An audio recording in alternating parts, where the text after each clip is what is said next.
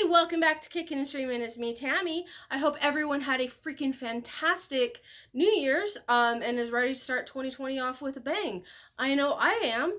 And yeah, so let's go ahead and get started. Today I'm going to be talking about the new Netflix original series, The Witcher.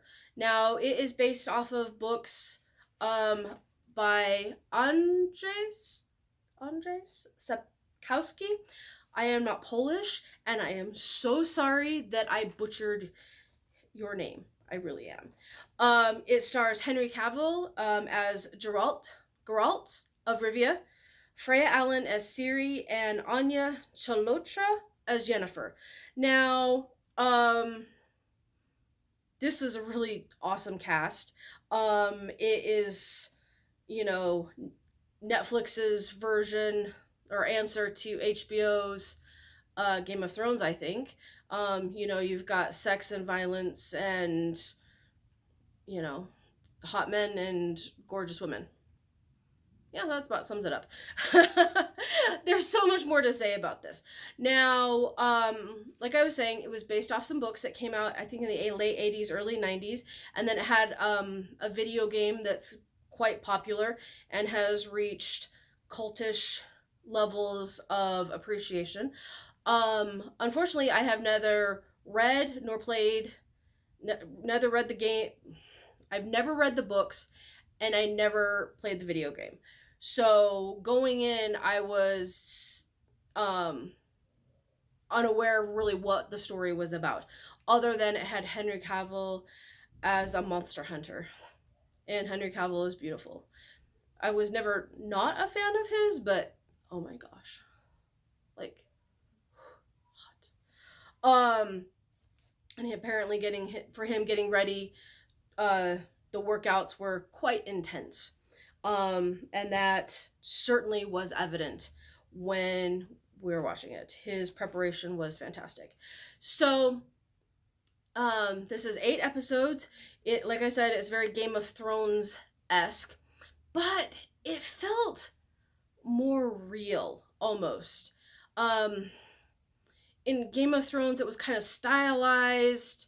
Not that that's a bad thing. Stylization is really important. It sets your series apart from all of the others that are out there. This one just felt grittier and more real, and even though we're dealing with monsters, it felt like I could, relate to the characters way more than I could to the characters, the families, the Starks or the Lannisters, Baratheons from Game of Thrones, I think because they were the royal families or the nobility, I should say. And in The Witcher, yes, we've got the mages, and we have the Queen Calantha, and definitely dealing with some royalty, but the overall characters were the average peasants, and those are the stories we never see. We never see the stories of the real working people because they're often what's the word I'm looking for? Fodder for the cannons. And this really, the characters were ones that I could actually relate to because, I'm certainly not wealthy. I'm certainly not royalty or anything like that. And could relate to that peasant type status, so to speak. Now, I think one of the complaints that The Witcher has had is that it's kind of confusing. And I can definitely understand where people are getting confused because we're talking about nonlinear storytelling. Now, I love nonlinear storytelling when it's done right. And there are, I think one of the things that would have benefited The Witcher was to have a little bit more clarity, because we are at 3 different time frames. Um, we have the present, which is Ciri's story. We have about a decade and a half um, prior to that, which is Geralt's story, and then we have 70 or 80 years in the past, which is Yennefer's story. And they're all progressing and they're all moving forward until we're getting to the present.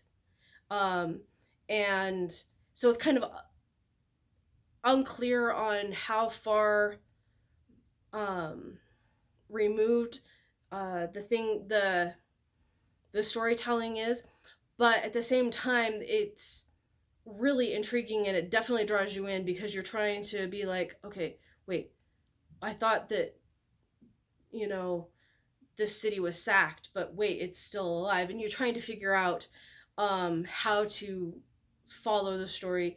And I think it does draw you in, but a few more clues would have been helpful. I think one of the kings of nonlinear storytelling is Christopher Nolan, and his movie, well, there's Memento, but then there was a movie called Following, which was completely nonlinear, and the only way you could actually tell what was happening was by what the costumes were of the characters and understanding when and where you were in the story.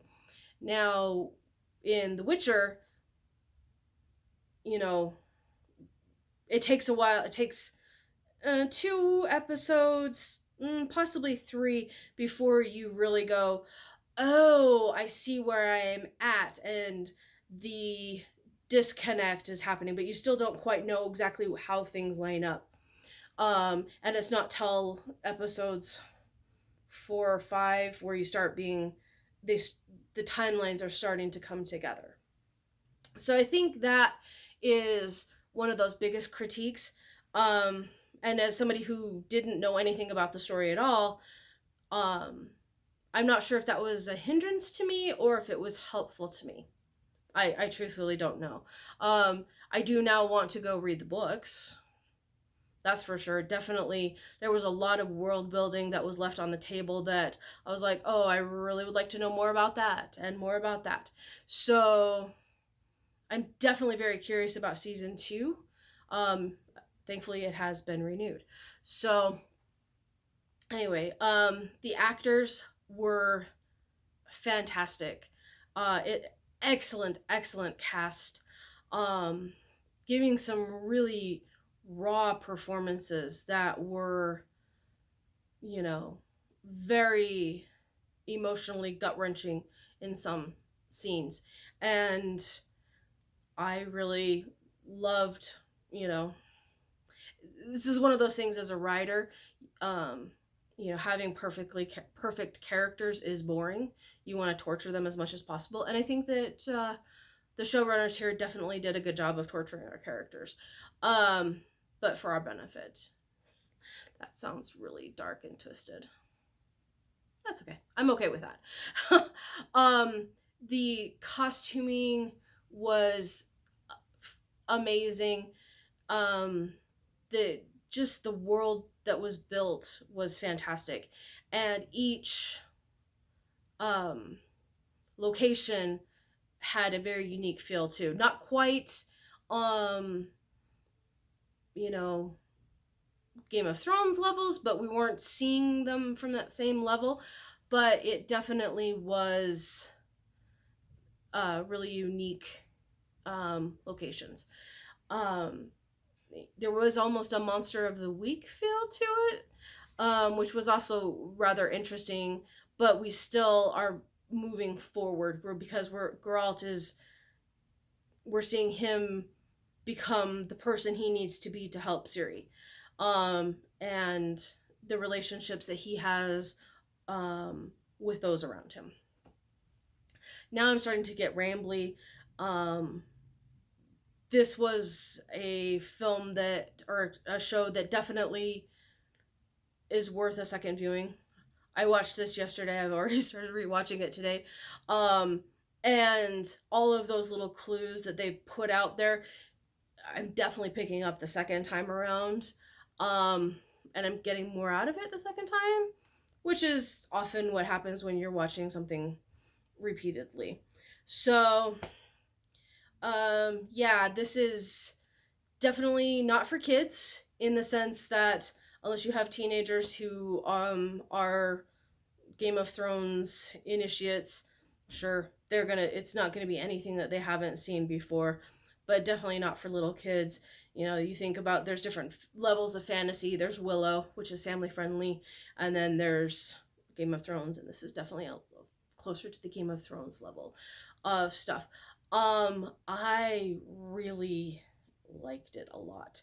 I like boundary pushing storytelling, and acting and world building.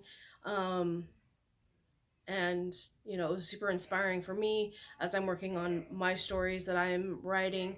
And yeah, I'm very excited to see what they do in season two.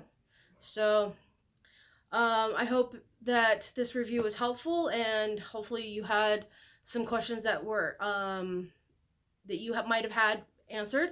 What other questions do you have about the show? Let me know down in the comments below. I'd love to have a discussion about this. And yeah, so I hope that you are enjoying whatever it is you're watching, whether you're watching it from the comfort of your own house or the beauty that is in the movie theater. And I will see you again here soon. Bye.